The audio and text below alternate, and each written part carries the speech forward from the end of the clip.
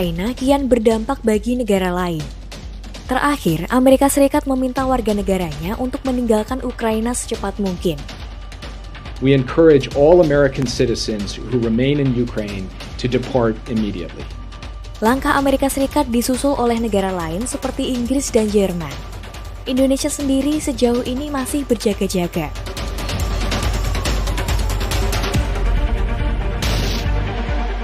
Sekitar 100.000 pasukan Rusia telah diarahkan ke wilayah perbatasan dekat Ukraina.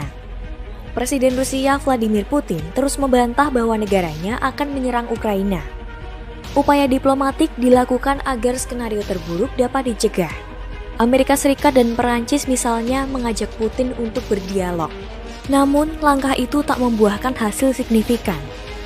Apa yang sebenarnya terjadi antara Rusia dan Ukraina? Konflik Rusia-Ukraina tak bisa dibaca secara tunggal, salah satunya karena sudah berlangsung sejak bertahun-tahun silam. Ukraina merupakan pecahan dari Uni Soviet yang memerdekakan diri pada Agustus 1991. Ukraina tumbuh menuju negara demokratis dengan roda pemerintahan yang telah dijalankan oleh 7 presiden. Selama 3 dekade merdeka, Ukraina mengalami 2 gejolak besar-besaran yang terjadi pada 2004 dan 2014. Keduanya punya pesan yang sama, menolak pengaruh dan intervensi Rusia dan mendorong bergabung ke Uni Eropa serta NATO. Gelombang demonstrasi pertama berhasil memaksa presiden saat itu Leonid Kuchma, politisi yang dekat dengan Kremlin, lengser dari jabatannya.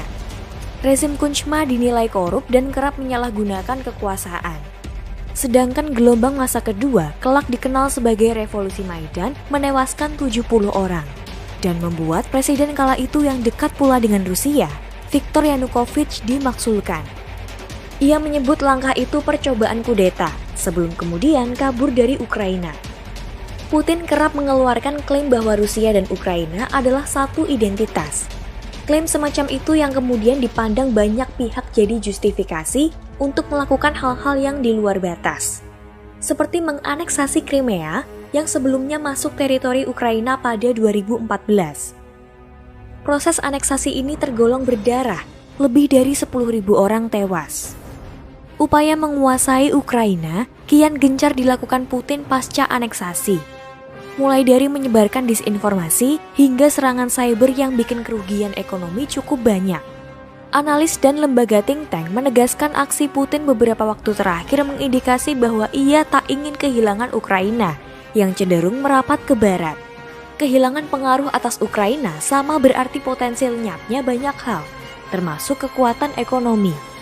Cadangan minyak dan gas Ukraina contohnya, masing-masing 395 juta barel dengan 349 miliar meter kubik. Ukraina juga memainkan peran strategis sebagai penyalur gas dari Rusia ke pasar Eropa.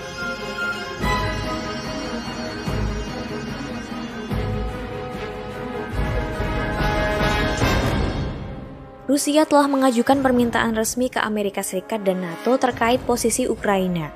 Pertama, Ukraina tak boleh masuk NATO. Kedua, pasukan NATO yang berada di kawasan Rusia mesti ditarik.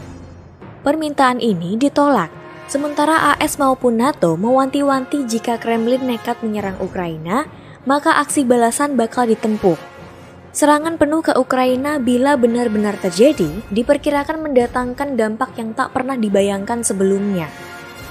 Kalkulasinya, 50.000 orang akan tewas, dan hampir 2 juta penduduk jadi pengungsi. Itu sebabnya banyak pihak yang menyebut Perang Dunia Ketiga jika sampai konflik bersenjata meletus.